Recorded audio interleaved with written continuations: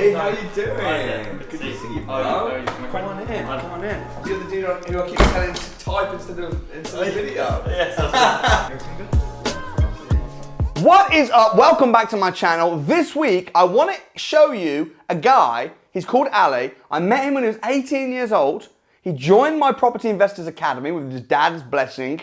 And over the last couple of years, he's gone on to do 15 property deals. But not only that, he's become a rich, wise, knowledgeable investor. And I think you're going to be really impressed by his knowledge and what he's done. So Ali, welcome to Winners on a Wednesday. Thank you so much for having me, Samuel. You keep messaging me on Instagram. Every time you do a deal, you're like, just a deal, just a deal. I do. I wanted to kind of show you the whole, I wanted to kind of keep you updated and kind of show you that, I'm really doing it. And, all thanks to you. I mean, the sort of the practical, the theory side is purely based on the academy, and it's been, absolutely, best thing I've ever done, to be honest. I highly recommend it. Awesome. I'll tell you the story actually. I mean, I came to the crash course in December 2019. So you were literally 18? I was 18 years old, right. Yeah. I was 18 years old, came to the crash course at December 2019 with my father. I booked onto the crash course a couple of days before. I told my dad, said, Dad, I booked you on. There's a no-show fee, so I guess you're coming, to be honest with you. He looked at me and he said, sounds good. Yeah. So came to the crash course, absolutely amazing. The amount of people there, the whole sort of environment, the knowledge given, the atmosphere, everything. It was I'd never been to a sort of event like that before. It was my first time. And what did your dad think of the event? He loved it as well. We got so close together on that time. So close. Were you kind of coming? Were you thinking like, this better be good because I'm 18, I've dragged my dad along, if it sucks? I knew it would be good. No. I knew it would be good. Okay. I actually knew it would be good. How did you know it would be good? I mean, the information you provided on the video, I kind of did it without hesitation because, you said just, sign up and come to the, you're doing a free place. Yeah. Why not? I'm watching this gentleman's videos. If I can come and see him there and it costs me nothing, it's in London, I live in London, why not? Okay. So you came along.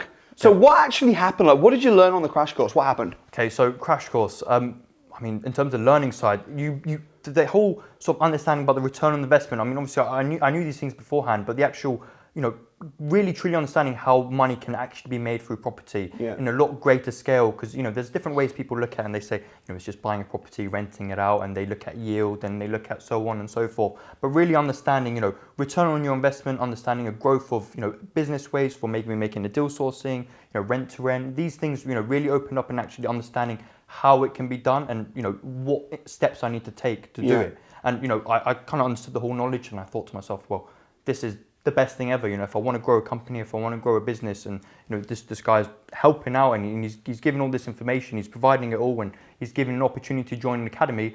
I told my dad, well, Dad, I know it's a lot of money. Can I please join the academy? My dad said, okay, well, you really want to do that? He knows I did want to do it. I told him, I'll sell certain things, I'll give a good amount of money. What did you have to sell? What do you have to sell? I sold my downhill race bike. I was a downhill racer for a little bit of time. It was, Are you still a downhill racer? I'm not. I sold the bike. So you had to give that up. I had to give that up completely. How much did you get for the bike? I got about £3,500 for the bike. Oh, nice. Yeah. Nice. And then you bought it for a lot more, so it was quite a heavy hit on my pocket. So, okay. Yeah, so serious sting. Yeah, it was a big thing. And then your dad put money in. My dad put money in. You came together, pulled together. Yep. What do you, was your dad thinking like, this better work? Well, I told my dad, the easiest way I told him was like, Dad, I'll pay you from the money I make, which I'll make from property. Right. And, he thought to himself, well, it can be done because I'm sitting there with him and I'm seeing how it's being done. And he knows me and he knows that I will, truly do what I really, really will tell him that, Have you made the money back? I have made the money back. Again and again and again. Again and again and again. Yeah, right, okay. I have made the money back. So let's talk about that then. So you go through the academy. Now you are smart. You're a smart guy. And even though you're young, because sometimes people think if you're young, you might struggle with property, but actually, being 18, sometimes you're academically quite smart. You might not have the experience in property, but you whizzed through the training. You got through it in a few months. I even missed out on a holiday to come to the training. And my family went on holiday, my mother went on holiday. I said, no, I've got academy training. I'm going to go to it and try to get it all done quickly. To be honest, I didn't know coronavirus was coming, and if I hadn't enough pressured myself to get it all done quickly, I would have probably missed it and it would have hit the lockdown period. So I'm very glad that I did that. I think it was only the accelerated coaching and mentoring program that you missed, which you're coming back to now. I'll come back to them. Which is great. So, okay, so you get through the training. What was the academy like? Okay. It was amazing.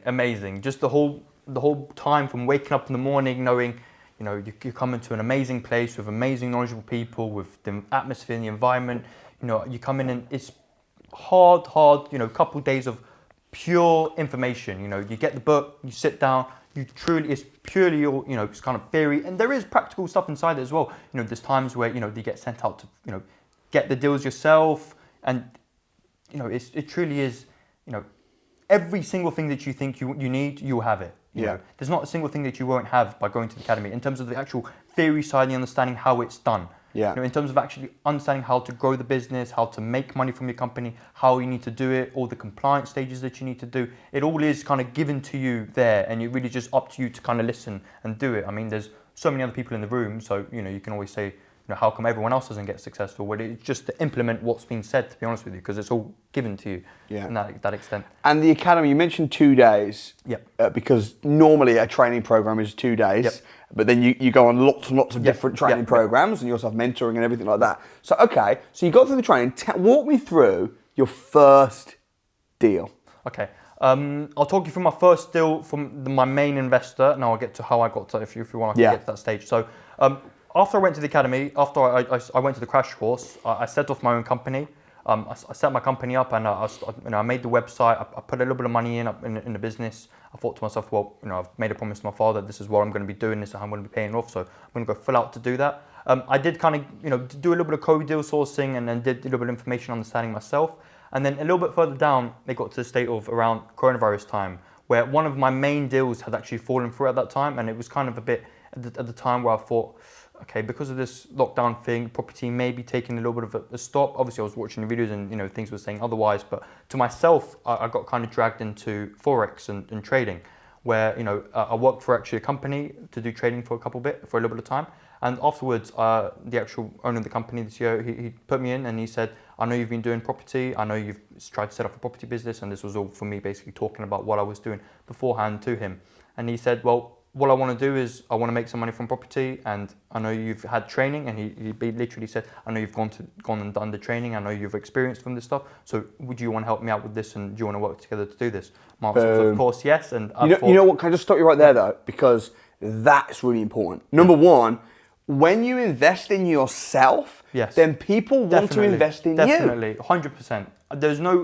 I would have never been given this opportunity if I hadn't joined an academy. Now I'm saying necessarily have to join an academy to do this, but 1000% it's the fact that they know, well, this guy has the knowledge, I don't have that knowledge, or whatever that knowledge is. So, and it's not rookie, it's not knowledge picked up from bits and bobs and a YouTube video here and a mentor here and a person and Dave the pub. And it's like, no, I've got the straightforward ABC to X, Y, Z. So you had the knowledge, you had the reputation to be able to say, I've got the knowledge. You were worried. That's funny, that is, because you're on the academy and everything, and then we went into lockdown. I was saying on YouTube, I was doing financial freedom challenges from my house in lockdown. And you were like, No, I'll tell you the reason being to it, because I wasn't very much of a sort of online thing. I tried to do advertising on Facebook and stuff. I sat down and tried to do it.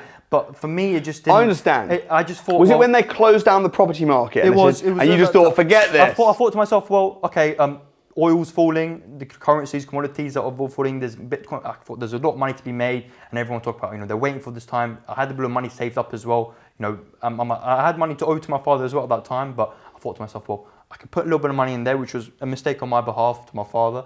I put a little bit of money on the trading side, and how did it go? It didn't go very well in terms of the oil market. I did make money on everything else, but it was a heavy hit on when the oil fell. But you were just the whole property market was locked down. So you thought you'd diversify a little bit. I put it on a pause. I thought I put it on a pause. Interesting that the guy who was head of the Forex company was like, actually, I want to do property. Yeah, because I had explained him the process before. I had obviously talked to him, and we have a very, very good relationship. And you know, I told him it's as easy as this to make money. You know, you can buy a house like that. You know, there's the cost, there's everything. It's the build process, and if you find the right house, you can sell it for more. It's all about adding the value to the property, for example, in terms of actually the flipping side. And, you know, he understood what I was trying to say. He understood the whole process, and he understood it very well. This gentleman's a very, very smart and very, very successful businessman himself. Right. You know, more than, I don't want to disclose, but a couple of $100 million just for himself in his position. And he said to me, Ali, I want to do this. I now need you to, if you're interested in helping me out, go and find out where's the best area for me to invest that will give me the most. So, it took me, a couple of weeks to research that area to find my patch, which is obviously what you did teach at that time as well. So I looked at how much the property market's fallen in that area, how much it's risen, altogether how much it does rise in that area. So a lot of research into deciding to my area, where's the best place for us to invest our money. Can you reveal what your patch is? Yep, I can reveal it. So Sheffield, Rotherham and Doncaster. Sheffield, Rotherham, Doncaster. Yep. Why did you choose that patch? So I chose that patch on basis of, okay, there's one thing, this is from the academy as well, and I'll give it up a bit. So it's in terms of ratio-wise as well, which was the biggest factor for me. In terms of houses on the market and how many houses on the market have been sold. So you know that every house you put on the market, about 3 or 4 houses get sold. Yeah. And Sheffield, Rotherham, Doncaster have one of the best ratios from my side. A house will come, it will go. And that wasn't even during the whole sort of property sort of boom and everything. It was very, very good at that time. It had fallen a decent amount. It was sort of, everything had been placed and we could see good years of growth, and we knew that we can make good money from that area. We knew that there was train lines coming. We did all of our I did all of my research into knowing really that this place could give a really good boom and could that's make a brilliant point. And to get that, especially if you're looking at flipping or BRR like you've done, but you just have to look how many houses are for sale in the whole of Sheffield, include houses sold. And then not include houses sold, and you can see the ratio. You can see the ratio, exactly. And if it says there's 1,000 houses for sale, and including houses for sold, there's 1,050. You think, houses aren't selling very well there. Yeah. If it says including houses that have sold, there's 3,000. You think, well, that means that they're all selling. And they're all subject to contract in the sort of 5 or 6 months. So you know to yourself, well, these houses are going and they're going well. If you get a good house on the market that's good location, exactly what the buyers are looking for, with a good either return or a good, appealing to a first-time buyer, there'll be no problem to sell a house like Where was the first deal? Was it in Rotherham, Sheffield or Doncaster? First deal was in Doncaster. Tell me the figures. So first deal was bought for $39,995. $39,995. Why did you buy at that price? Avoid stamp duty. Right. It was a very good relationship with the estate agent. I've actually bought 3 properties from that estate agent. Yeah, 3 properties from that estate agent. Right. And I first negotiated and told them, listen, I know, and obviously this is something that I know from you. I didn't know myself that, if you could give an offer at $39,995, you would avoid stamp duty. And, literally everything I've learned it from the academy training and from you and from my own sort of knowledge and putting it in from the property side. So I bought it for $39,995. I gave him £1,005 in cash to the buyer. So it was bought for £41,000. We'd estimated the end value sale at that time. I've estimated about £69,000 to about £70,000 in terms of the flip sale. I told them you're going to get anywhere between the 65 figure to around about the 74 figure. And houses were selling from around about that price in that area. We came up there with my investor. We had many days of houses booked. I would book 10 houses, 10 houses, 10 houses. We kept going, kept coming back, kept coming back to get a good feel. We saw this one house was very, very well priced, and it's weird because for an investor like that, when they look at a house that's 40,000, they just see it as almost nothing. Now I know that sounds strange, but they said, what's the worst that can happen? Okay, £40,000 for a property. Yeah, it's meant to make money. It's a business. They look at no stamp duty. No stamp duty. So you bought it for $39,995. Yep. Has he sold it now? It's selling now. It's at this moment in time selling. We've got an offer of the property. What's the offer for? For $82,500. Oh! Now I'll get to the sale of the reason of why. More than double! I'll tell you what. However, we did spend a little bit of more money. How much you spend on it? So I'll get to that stage now in a second. So the main thing is we looked at it in terms of a business point of view. We looked and said, we're going to drop about £1 million on this. We're going to buy £1 million worth of property, not counting obviously the materials and all the costs, but we wanted to put $1 million on the property and look at it as a point of a business approach. Now at this point of the time, the investor also wanted to kind of set up their own sort of construction company as well, which is, if you know how that sort of thing goes, it's not the easiest thing, and you can get kind of stung, and we did come across challenges at the beginning as well. We had one sort of build team that kind of messed around, and we lost a little bit of money in terms of the labour cost and the materials and a little bit of that. So the sort of build cost came around about £24,000, £25,000 in terms of the actual labour cost, which we'd estimated it to be a lot less, but a little bit of that is because of labour cost from something separate. And we looked at the point of the business point of view where, we even thought we were going to make losses on the first 1 or 2 properties. And that as a business standpoint, we didn't. We were making profit on the first house, which is absolutely So you still amazing. made like almost 20 grand on that first house, which is not bad at all. Not bad at all. So we spent out 24,000, selling for about 82,500. Best possible thing we could have. That's awesome. So that was the first one. First property. Now this guy, this wealthy guy that was like, you're trained well, you're knowledgeable, I want you to find me deals. How many properties have you sold him over the last sort of 18 months or so? So 15 properties. 15? 15. Just to him? Just to him. And it's him and his business partner. Now we sort of transfer the properties into different company names. We have one company that holds 10 properties, another company that holds another 10. and so on and so forth. So Are we've kind of you positioned our platform- full-time in property? Full-time, I have. So you're full-time in property. Yeah. Monday Now to this- Friday, thi- in my office every day. So this guy, how much does he pay you? So I get a flat rate of no matter what. If I don't get a deal to him, I get about 1.3k, and that's on flatness. Now every single key that I hand to him, I get around about 2.2, per key that I hand him, and I physically have to give him the key, and he has to put it in his drawer. And he told me, as soon as I get the key in my drawer, you get paid. So for just that. from this guy, how much do you reckon he's given you in total? How much have you made from this one guy? I've disclosed, or you can calculate the figures. It was about 30 to 40 grand. Okay, cool. So you've made I mean, not bad. Not bad at all. I mean, it doesn't actually matter how much. I never actually thought I would even be making money. I went into it as purely the learning process to it. Right. The money is obviously, it sounds as it's a huge benefit to it, but the whole point is, I've got the theory from you, and now it's time to actually get the practical side. And I've done the A to Z to everything. Buying the house, finding the solicitors. I've gone through a process to multiple solicitors. I went to one solicitor, found out they were slow, they weren't doing good. Positioned to another solicitor, got a good relationship with another solicitor, worked on with them. Everything was purely, growing up this business from the bottom up to getting where it is. You've learned how to do it. You didn't have the capital, Yep. so you teamed up with somebody who's paid you a retainer plus commissions. Yep. You made a decent amount, about 40 grand from him, and on top of that, you've been learning how to grow a business from the ground up. The actual practical, combined with the theory from the academy, I think it's incredible. So, has any of the deals, have any of them lost money? No. So they've all made money. All making money. Talk me through some of the. I can talk to you one by one, each one of the properties if you want. So, well, I mean, it can take a long time, but it can take. It depends how long we have. So first one number. I'm not sure if I can say the house name or the number. Is that something that we could? As long as you're comfortable. If it's sold, I probably wouldn't if it hasn't. Like I usually don't put addresses out there, but if it's sold, then it's fine. It's subject to contract to the sales side. Whatever you're comfortable with. Whatever you're comfortable with. Number 105 and number 105 Staveley. Go on, talk me through the figures. So that was the first £40,000 house. Then we've got another one. This one was in Rotherham in Dinnington. I'm not sure if you know where Dinnington is in the Rotherham area. No. It's a little bit. So we've got Doncaster, Rotherham, and Dinnington's around about here-ish. Yeah. So Dinnington was a great area. We came in. There was this old gentleman guy. He said he'd got an offer about 65, and he got offers at 64. I came in with the investor, and I said, we're serious buyers, cash. It really does help having a good push behind you in terms of being able to deliver on what you say, being able to say, I'll buy it, The first house that we went to, the estate agent looked at me and said, yes, we're buying it, we'll buy it cash, we'll buy it in 20-something days. He looked at me and said, okay, we'll see what you do. And since then I've delivered to him, and we've got another 2 or 3 houses because of that reason. And again, I've got a list here with all the properties that you've done. Yeah, I've given you a couple of the. And you've been sending me videos. I've been sending you videos. Pretty much every time you do a deal. I thought to myself, well, everyone else is sending him, and are they really doing it, or how's it going? And well, I'm really doing it, and it doesn't hurt to just show you little bits of what's really going on, because it is all thanks to you, and I really did want to tell you that. Thank you very much, Samuel. I'm doing it, and this is because of these reasons. So, what's the biggest learning points that you've made? Biggest learning points, okay, a lot of things. You have to find the right people, most important thing, right connections, because when you're on the phone with somebody else and you're speaking to them, it's purely on basis of how you deliver to them. If you say, I'm going to get that email out to you, I'm going to do that to you, I'm going to make sure we purchase that property, I'm going to complete in X amount of days. It is delivering on what you say to them. It's purely basis of how well you do it, how sort of on point you are with them. You have to basically sort of, I don't know how to say it, basically, sort of be the first person there all the time. Just be in front of their eyes and make sure that the estate agents know you. I mean, I've given hundreds and hundreds and hundreds and hundreds of calls to estate agents. Houses that I know myself I'm not going to make money on, that I know myself this isn't something good. I'm still going to give them a call and say, tell me about the property a little bit.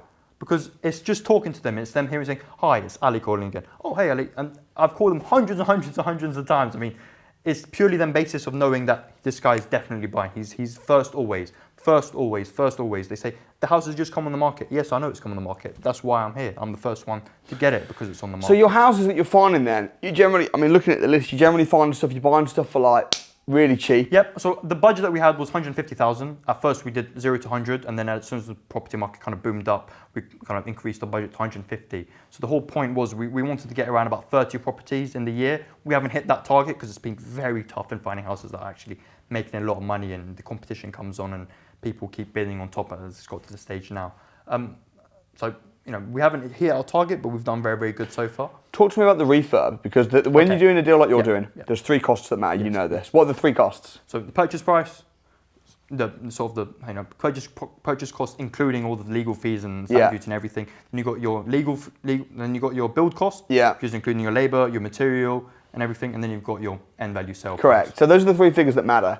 Now, you're finding your houses and getting them cheap from estate agents. Is that right? Are they all coming from agents? Every single one. Are they on market or off market? I mean, I've got three of them were off market. Four of them were off market, and then the rest were on market. However, a couple of them were auction properties as well. However, I've had times where I've actually pulled houses out of people's hands. You know, I've come on and said, I'll get another grand on top. This is my situation. Make sure that is go to them to go get it. And I've pulled out houses from multiple people's hands, which you may think is, you know, why would somebody do that? But I've done that before. What do you mean? What do you mean? I mean, so for example, a house number 13 Fraser Road. This house was on the market for, I think it was 110. Yeah, it was an auction property. And I called them and they said, we've had an offer, you know, they're getting their legal funds sorted, they're definitely interested in buying it, and they're doing everything to pay the £6,300 auction fee. I said to them, they're not on the same level of what I'm going to do. I'm going to pay that right now, and we'll get this property. Go call them right now. I paid for that straight on then, £6,300 on their account, house is on my hand there. That guy's too slow to kind of act on that behalf. It's all about the basis of doing it fast and making sure you're the first one there. You know, you can beat your sort of competition in terms of actually getting the property and getting the house. And the great thing about you being a deal sourcer with you've been working with this one company, is that they trust you implicitly. Trust me, everything. And also you trust them. You know that the money's there. So you can just say to the agent, "Oi, I'm buying this right now. Here's proof of Here's funds. the fee. Here's right." everything. Whereas if you were trying to package it and pass it on to an investor you didn't know existed yet, it's a whole different story. Which was a little bit of the stage at the beginning, because that was a little bit, and it was a little bit trickier. It obviously can be done, and it was done at that stage. But having somebody, you know, having the actual, you know, I've heard you say before, what comes first, the investor or the deal? It's definitely the investor, because when you have the actual money there to act and truly say, we're buying it and we're buying it now, and you know, there's no changing, there's no funny business, changing the name there, there's no doing anything like that. It's purely what I'm saying to you is what it is. It changes everything basically. In terms of power team. Okay. Talk to me about who needs to be in your team. Okay, so you need a very, very good solicitor. You need a solicitor that you can get hold of very easily. You need a solicitor that understands you, understands where the funds come from, understands how you get your funds. Now, in this case, this company, you know, had a lot of the funds under the saving points, but they also had business sales that would kind of do for the funds. So it would be on the basis of how the business would do. It would, you know, it would make, you know, I'm not going to say how much, but it would make the money, and then I could kind of tell the solicitor and say, this is where the funds are coming from. This is how we will fund it. You know, we will chap you around about £20,000 as it goes on. You know, a couple times a month, just so you have, you know, the money to kind of pay for all the properties. After solicitors, you need a very, very good tax advisor or a good, you know, lawyer. This is what I found to be very, very good. Now you need these two to work very, very closely together. You need the tax advisor, you know, to claim back your stamp duty, to, you know, claim back all these sort of things, to work very, very closely with your solicitor as well. Not only that, then you need to go through your build team. Now you need a good, you know, you need all around everything. Now, the way I can say about the build team is him himself has tried to make his own construction team and his own build team. So what I've been kind of done to it is I've been the one that's sort of trying to find the people, calling this guy, calling that guy, trying to find, you know, plasterboards, you know, trying to find the skimmers, trying to find plumbers, trying to get all these sort of things. And these things take time and they're very, very hard to do. You know, you get builders that come and you get people that mess around, and especially in terms of when you try to set up the business for yourself. It's different to paying a contractor and saying, come and do it, how much you're going to cost. But that wasn't our strategy. You know, we want to make our own company. And we so what happens? You complete on a house. You want to get the house done up beautifully. It's a dump. What are the steps? Okay, so every single house, I know how much it will cost, and because we pay for our own labours, we pay for our own materials, and we ship our materials from elsewhere, and we get it under any other price that, you know, other people can't compare to. Our cost for the refurbs are considerably lower to anyone else. For somebody, let's say, it will cost them 50,000, it will cost us only 20,000, and that's the reality, and that really is truly based on what it is. Once you know, once we negotiate the property, we get the house. I try to get the builders in sometime in the middle, but usually it doesn't actually matter when we get the builders in, because we've seen the house ourselves. We know how it looks like. We don't even have to know a lot of things to it. Now, a lot of people spend time on basis of getting that done, bringing over structural surveys, getting everything done. But our build team can do all of that. You know, they just know we're coming in, we're taking it back to brick, and we're building it off. As long as there's no sort of structural damage, you know, there's no sort of sitting, there's no, you know, it doesn't need any underfloor pinning, doesn't need anything like that. They should be good in terms of what to do with the property and get it done. So they come in, they completely do everything out to it, they strip it all out. They then get to the process of the building side. Now, we do a little bit of checks as it goes on. Now, the main person that checks is the investor's very hands-on, so he drives there twice a week just to see how the building is, and he's the one obviously that pays the builders themselves. So he's very sort of keen on understanding how the process is going with them. Do you project manage it at all? I do project manage the builders. I project manage in terms of where they come, who to come, the employees that come, and these employees that we pay for, we pay them in terms of we bring them in, we put them under £100 first, about £80 we pay them, then £100, then £150 we go master, medium, and they kind of grow on as it is. And the main thing is we put many, as terms of the company setting up, we get a couple of the people that are about £80, a couple of people that are £100, and these people are more experienced, and then we've got 150, 150, 150, 150. And the whole point is to keep their experience kind of passing down and giving a sort of cycle to get the cheapest sort of labour cost that we can. And that is, as strange as it sounds, but that is the main way that we do it. We want to get the cheapest sort of labour costs in. So you've got a really nice system with the build costs. Yeah. What would your advice be to somebody that's watching this, that's wanting to do a little flip, but they're saying, I can't buy the materials direct. I haven't got all this. Okay, so there's a lot of websites and stuff that you can get the materials directly. It's just, calling any builder. You obviously do your research on. You can go on Facebook and see what type of builders people advertise themselves. We've got. It is hard. I'm not saying it is very hard. We have had obviously a situation where one of our builders, we had a builder in a house for about a month and a bit, and they were purely messing around. We lost money on the labour costs, but that was an experience on our behalf of how we had to actually manage these people. They were staying in hotels, then they were coming in the property, we had to pay for the hotels, and we had to pay for the labour there. Then we got to a point where we've got so many houses, now you're going to stay in this property. Right. They said, we need the car, we had to buy them the car, we had to buy them the materials, they need to empty out the rubbish they need to empty out everything. We said, it'll be cheaper for us if we put it in the vans, if we take them and offload them ourselves. We did all the process to find out what we need to do, then we said, okay, no, we're going to get the skips instead, it's going to cost us X amount for skips, all to find the cheapest skip, people give you £500 for a quote, £400 for a quote, and it's just a time-consuming part of understanding who is the guy that will give you the cheapest skip, the best things ever. You're not even looking particularly for more investors. I know you haven't got now an exclusivity agreement with your guy, but a lot of people are desperately looking for more investors, but you're really picky about who you work with. No, I don't want to choose. This investor, the way I want to have an investor, if I do go through the process of getting some after, it's very personal. Yeah. It's very one-to-one. It's having dinners with them, having meetings with them all the time. And it's not purely, you don't see the investor, you give them the deal and you pay them. It's purely of, what are you looking for? How do you want it to be done? And I've never disclosed anything to that investor because there was no agreement like that. So I would come and say, this house is coming now. Let's go see it tomorrow. This is going to go. We're going to see it now. Can we see it? No. Send the builder off. I then call the builder and say, builder, go and see the property now. What's your long-term goal, Ali? Because for 20 years old, you've done remarkably well. You're making very good money. Your money is uncapped. You've got extremely good knowledge of an industry that's very lucrative. Mm-hmm. What's your long-term goals? Okay. My long-term goals in terms of, I want to set up my own company, and I really do want to set it off and make it the biggest, best possible company that I can.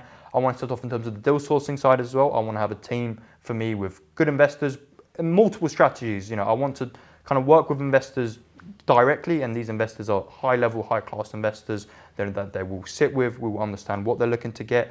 I want to kind of grow this business out myself in terms of really, really becoming the best possible deal sourcer out there. So you do want to grow the deal sourcing company? I do want to grow. I've started to set it up. But you want to just grow it very slowly, working with the right people? Very slowly. There's no rush to it. Quality? Quality. It really is quality. And for me, it really has to be the right investor. Do you want to build your own portfolio as well? Oh, definitely. Right. Definitely. I do have the money to buy a house myself at the moment, but that's not my goal at the moment. My goal is How much money do you have in the bank? Should I disclose that? Yeah, you can. Around about 50 grand. Yeah. And that's come from deal sourcing. Deal sourcing and money coming in from. What about? Why haven't you got a car yet? I've never needed one, to be honest with you. How are you finding these deals without driving? Okay, so the investor drives me. I go with the investor. Oh. Yeah.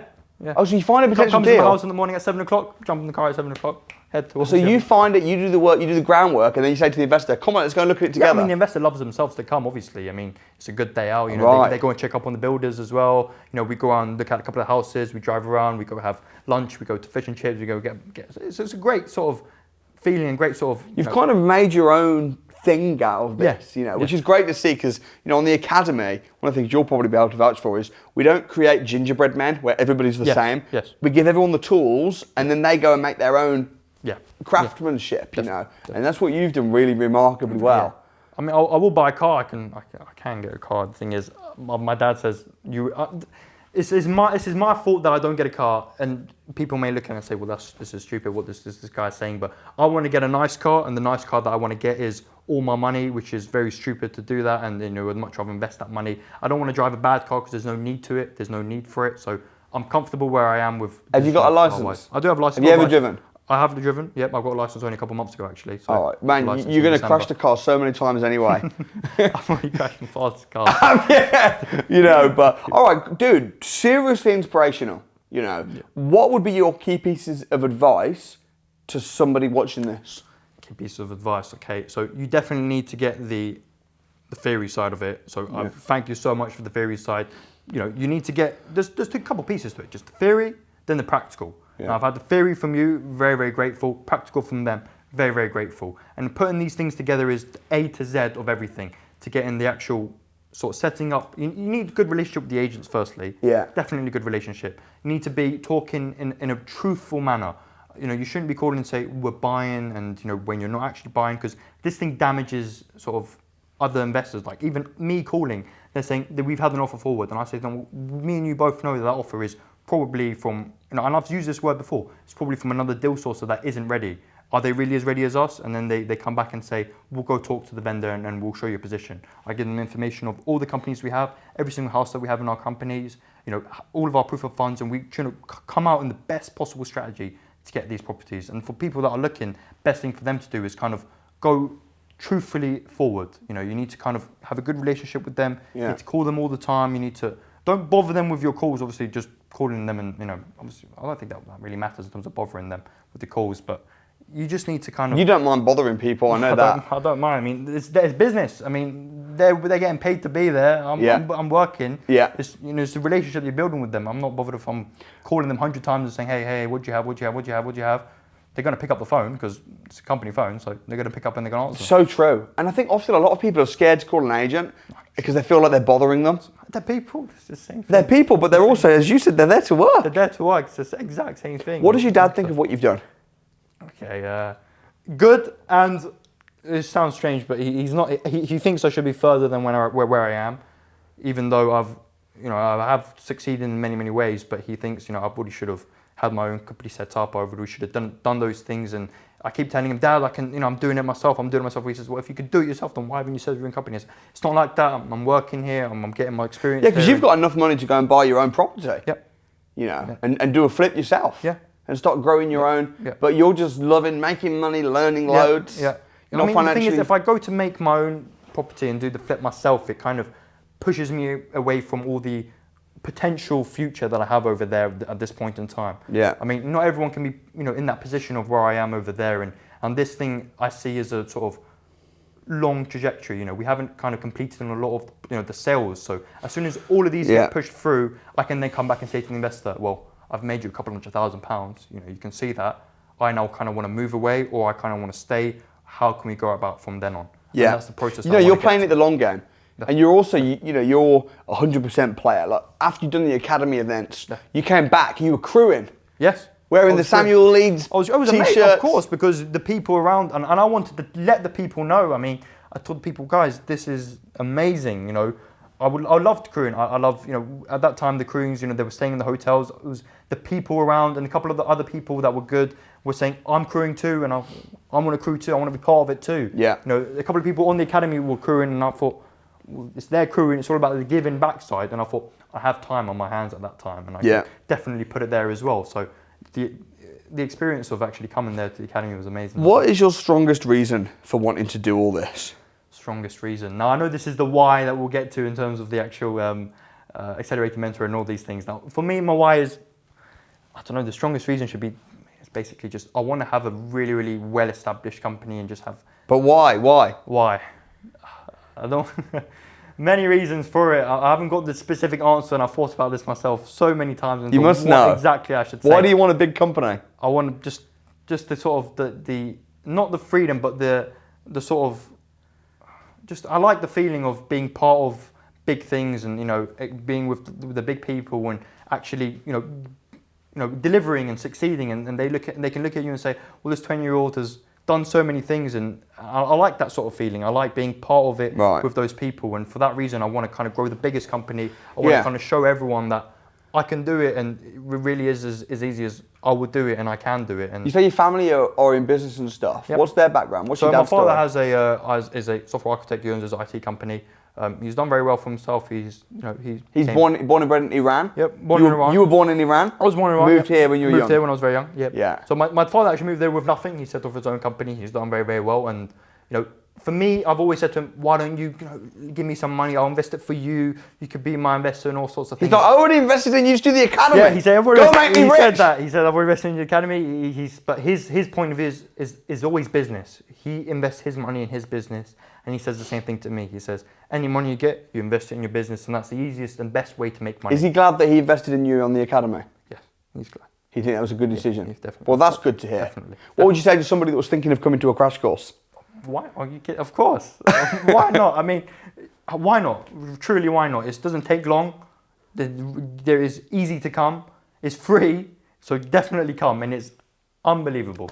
It really is unbelievable. It's the best possible. And I couldn't be thankful enough to really get in all this theory side and get in all this knowledge that I've been given. It really is unbelievable. I mean, it's the whole point of getting yourself into that mindset of really thinking, there's people around me that's doing it, and if you really want to succeed, you can't just be the guy hidden around that doesn't do things very well and doesn't deliver and doesn't wake up in the morning and doesn't spend long days in the office. And to really do it, you just got to put your time in, you just got to put hard work in. That's great. Hard work is just coming in. Well, dude, mad respect from me and the team. So much, super proud of what you've done. So. Not just what you've done, but also who you've become. Thank you. Because you've changed a lot. Thank you so much. Over the last couple of years for the better. So, hey guys, you heard it here first. Why not get booked on to the Property Investors Crash Course? I'll leave a link in the description below. Get booked on. Do it right now. Also, don't forget, I've been doing a weekly Winners on a Wednesday interview now for over 2 years. So we got a lot of these. If you want to be inspired and watch through the interviews, binge watch them, you can watch them right up here. Also, if you want to see more videos that might be helpful, you can check them out right here. Don't forget to come on the crash course, and I look forward to seeing you guys next time. Peace.